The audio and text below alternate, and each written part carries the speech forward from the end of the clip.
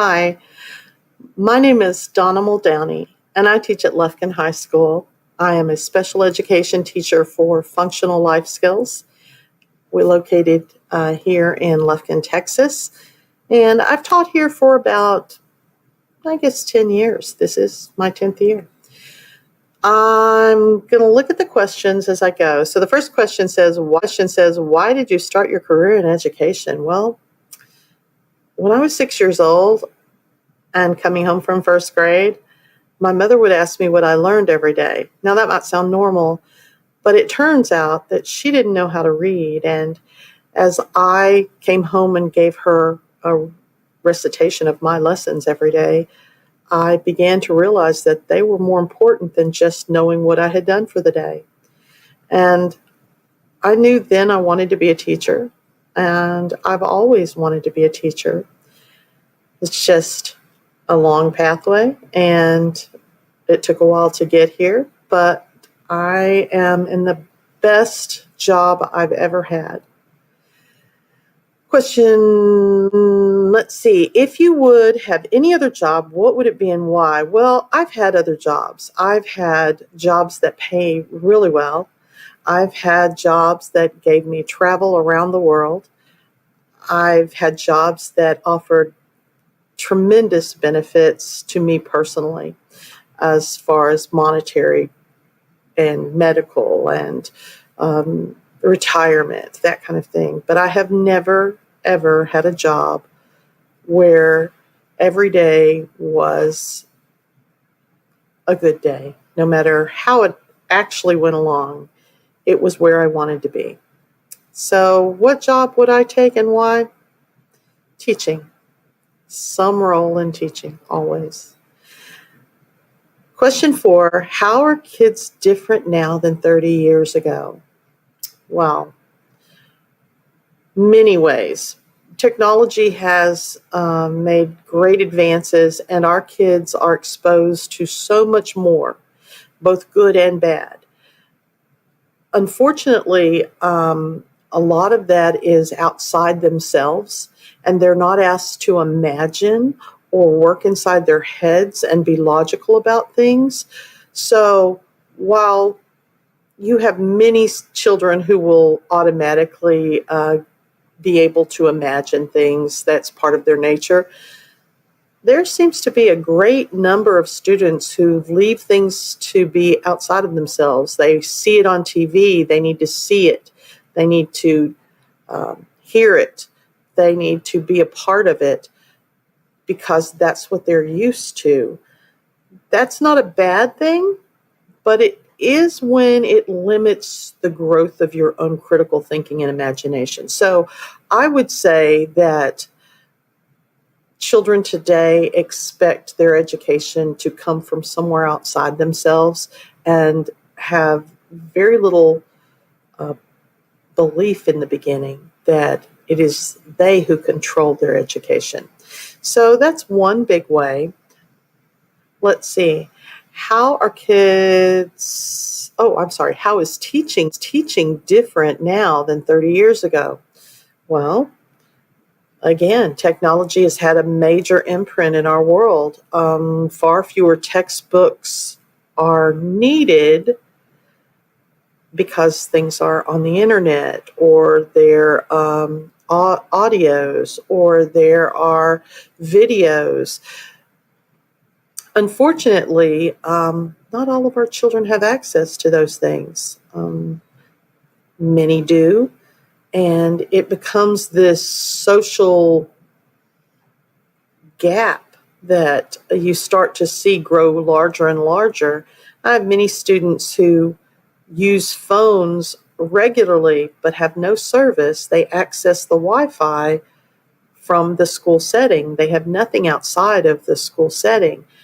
And it causes them to behave in different ways. So 30 years ago, you could go to the library, check out a book, get your free library card in the local area, which you can still do. It's just not the cool thing to do anymore. And many teenagers, which is what I teach, don't want to do it if it's not the cool thing.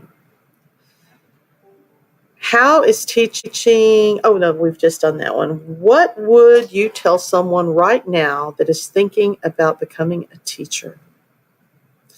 I would say it is something that you need to be very serious about, and know that if you're in it for the glory, if you're in it for the money, if you're in it for someone to come and tell you that you're doing an awesome job, and that's just not going to happen. Most of the time,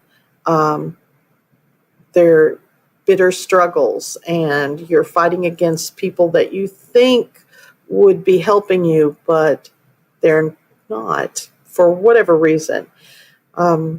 Lives are too full, people are too busy, don't realize the impact of what's going on. Days will be filled with struggle, long hours, hard work, and heartbreak. So many kids are in such difficult situations, and you have no control over that. But at the same time, there are those moments of epiphany. There are those challenges that you meet, and a student is able to stand on their own and move forward and let go of your hand, and your heart swells, and you become so thankful that you were there in that moment for that student. And you may have millions of those moments, and they make up a lifetime of joy. I think that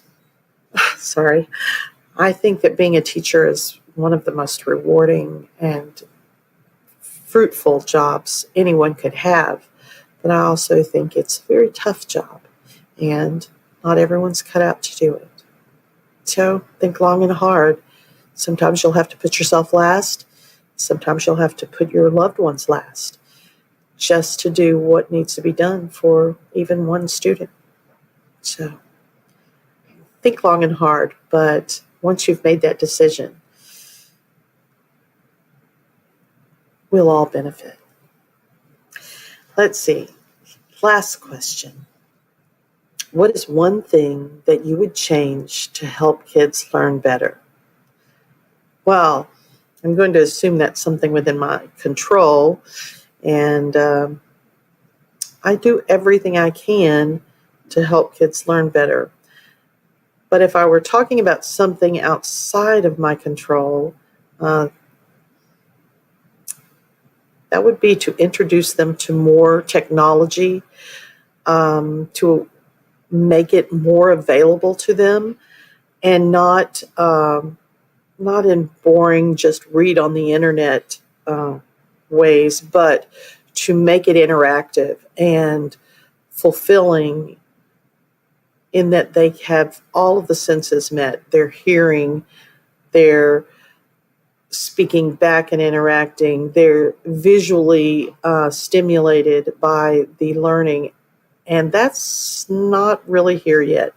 We have some programmers who are out there doing great things, and there are a lot of interactive things. I've participated in some of those, and we'll get there.